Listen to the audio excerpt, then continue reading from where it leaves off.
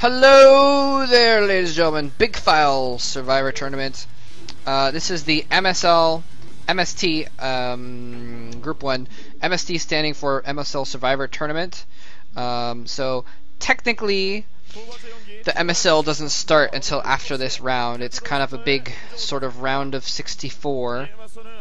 And there are some people that got far enough in the previous MSL that they're seeded into the next round, and so that's what the MST is. So you get out of the prelims into the MST, and I believe there are 12 MST groups, so 24 get out of the MST, and then along with 12 additional people from the previous MSL, you get the round of 36, and then that is divided into groups of 4, and then those get out in round 16, etc., etc.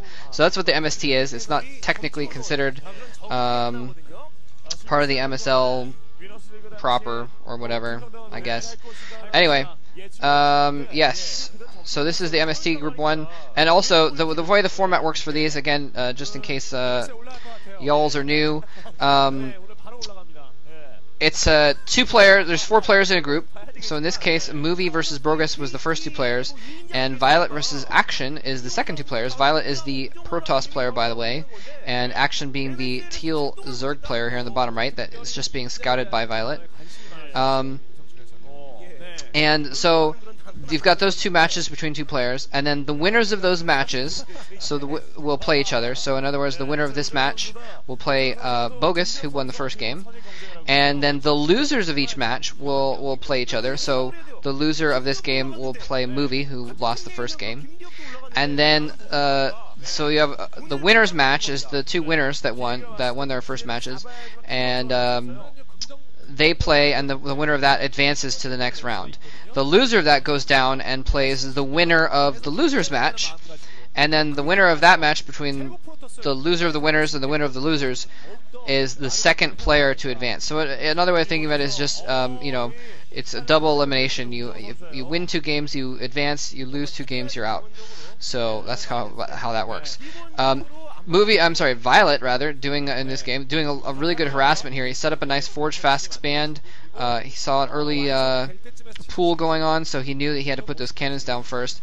Putting it on a pylon to block that hatchery, very well done. Doing a lot of harassment on that hatchery. Look at this, it's taking him so long to get another hatchery down.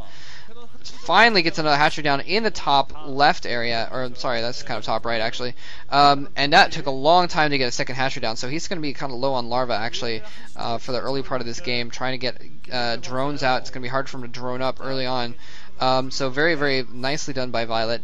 Violet, a very strong player, by the way. He's been a little bit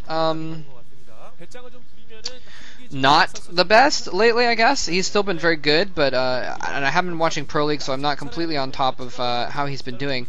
But Violet is probably one of the top Protoss players these days. He's been playing extremely well in Pro League the last a few rounds, and has been basically the number 2 and the 1-2 punch of KTF a lot of the time. Flash being the number 1 punch, obviously. Anyway, Action, also a very good player, though. A player for eSTRO, a team that doesn't do the best in Pro League, but Action is a very solid player, and he's capable of really skilled play when he wants to. And this probe's going to get all the way back in. Is he going to block it with a drone? This drone, he blocks the probe with a drone, lets the Zerglings snag it. I'm sorry. Whoa. Hold on. Oh, I'm sorry about that. Something like a bit of spittle or something caught in my throat, made me choke. Oh my god, that drone blocking that probe was so epic, I almost choked to death on the awesomeness of it. Wow. Lair going up now. That was really important actually, because he was able to stop him from getting in there and seeing if he was going for any kind of particular tech. He could, I mean, for all he knows, he could be going for a 3-hatch Hydra or something like that, which probably wouldn't be the best actually if he's had his hatchery blocked for that long. He wouldn't be able to get very many Hydras out early on. Anyway, but he is just getting that lair. But so yeah, basically Violet has no idea what's going on here. You can see on his minimap right now on the bottom left that he's just sees that hatchery. He doesn't have and this pool, and he doesn't have any idea of anything else that's going on in there. Although actually there isn't really any other buildings in there yet, although there might be by now. Stargate going up. The lair is probably about finished right now. He's probably going to plant on the Spire first, but his Zealot is running around now, and Zerglings are giving chase to that Zealot. They don't want to engage too closely until there's enough that they can really own that Zealot. And the Zealot, in the meantime, is also realizes that the Zerglings are onto him. Runs into a nice little corner. Yes! Epic corner! He can hold his... Oh, and Action, though, is not letting him use that corner to his advantage. He's blocking him in there. Oh, he runs out! Picks off a Zergling. Zergling's gonna surround. Is he gonna get... No! The Zealot gets confused! Oh! Wow! Man, that is like the most epic Zealot versus 5 Zergling battle I've ever seen. There was like tactics going on, hiding in the corner, running out, surrounding, all kinds of micro going on. That was awesome. Corsair's out now. I wonder if he's gonna go straight for the scout. He did not get that probe scout in, so he doesn't know what's going on. He really needs to know what's happening in Action's base, so he actually skips the Overlord. So the Overlord is actually going to get into Violet's base and see the Stargate and the Citadel, because the second Corsair won't be out in time to kill it. So, but he felt it was important enough. He needed to get the scout in here as quickly as possible. He sent his first Corsair directly there instead. Oh, it looks like a Dragoon actually killed the Overlord. I think I'm sure the Overlord saw the Stargate. Well, not that it really matters, because he knows there's a Stargate there. I don't think he saw the Citadel, but I think he's probably going to assume that there's a Citadel right now. And that Corsair actually got a kill on it. Nice. Oh, is he going to get intercept? Oh! Whoa! Nice dodge there. He's dodging around. There's another set of Scourge. Where are they? The set of Scourge? Are they sent? It looks like they're being sent off to the west to try and maybe intercept, or maybe just intercept the next Corsair. Be on the front lines with his Zerglings. This Corsair, in the meantime, is going to run up to that third base and see what's going on up there. See how many drones he's got. See what kind of tech he has. See what the defenses going up look like. And is he going to try and dodge that Corsair? No, it looks like he's going to run in. Oh, we go! Dodges the last second. It looked like he was just going to run into the corner and let it die.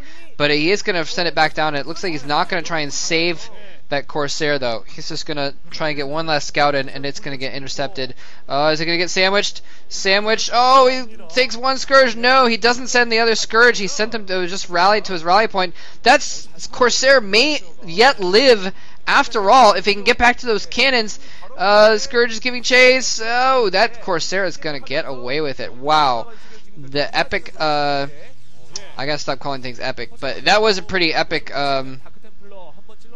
what's the word I'm looking for? You know, that play by Homer, Odyssey. That was an Odyssey. The Corsair won on Odyssey because it went out through danger and accomplished mighty deeds, and barely survived and came back home to tell the tale. So mutas are out now, and an Evo Chamber, very interesting. He's got the mutas out. He's going to try and go for a muta attack here. The Zealots are incoming. He's got a nice defense at his third base and his natural expansion. He's got buildings in the way. He needs to get some more stuff to add on to that, though. Mutalisks are coming in here, and those mutas, there's just only a single Dragoon. Corsairs are not in the area, and even if they were, he's got Scourge out to try and counter those Corsairs as well. So he's going to get chased back to his base. Violet sent this attack all the way across the map, all the way to the upper right. Now he's going to just lose it completely, and he's got an Archon there, so he's going to be defended against those mutas. But, well, it's going to be sort of defended against those mutas.